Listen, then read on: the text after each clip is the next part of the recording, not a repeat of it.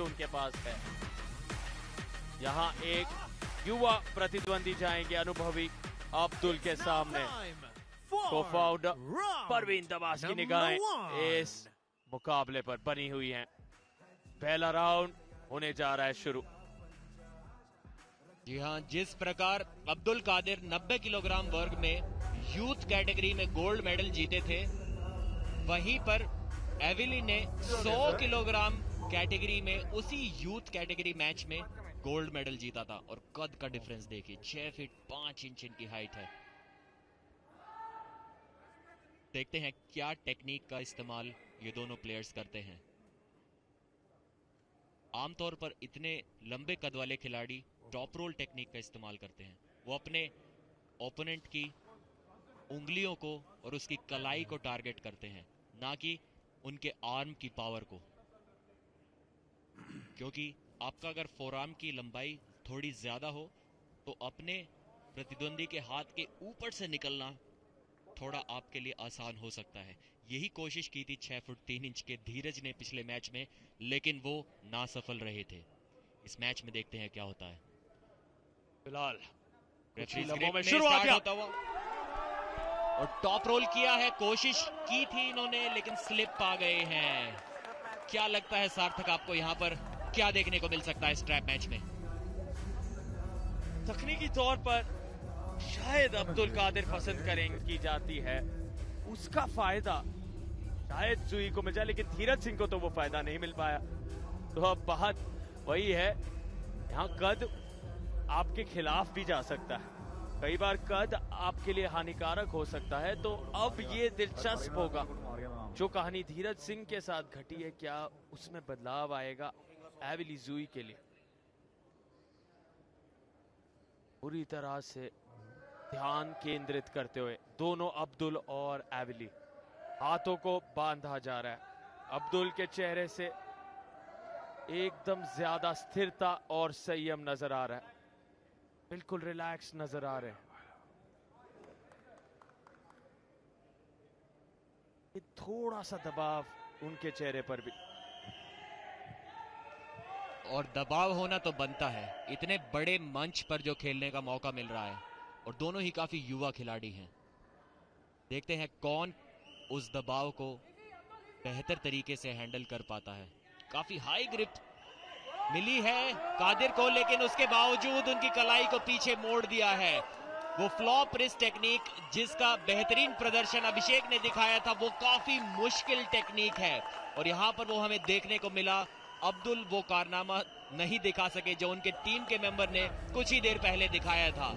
एविली का top role बहुत जबरदस्त था, उनकी आर्म पावर अनस्टॉपेबल थी।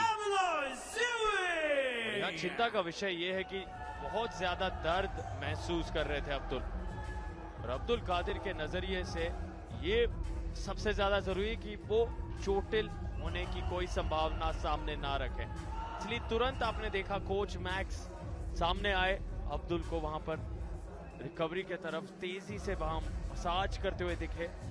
और अब देख सकते हैं बिल्कुल एक तरफा गया ये मुकाबला। अब तक पूरी पकड़ एविली की रही। अगर इसी तरह से चलता रहा तो बहुत मजा आएगा उस निर्णायक मुकाबले में, क्योंकि एक एक की बराबरी बनती दिख सकती है। यहां पर अब्दुल कादिर की स्थिति फिलहाल गंभीर। पंजे के इस खेल में निश्चित तो कुछ भी नहीं है, लेकिन अगर एक बार आपकी कलाई इस तरीके से पीछे की ओर मुड़ जाए तो उस मैच में उसको रिकवर कर पाना, उसको बचा के रख पाना बहुत मुश्किल हो जाता है। तो उसी टेक्निक के साथ थोड़ी ज्यादा ताकत दिखानी होगी अब्दुल कादिर को, वरना ये मैच जीत पाना बहुत मुश्किल हो जाएगा।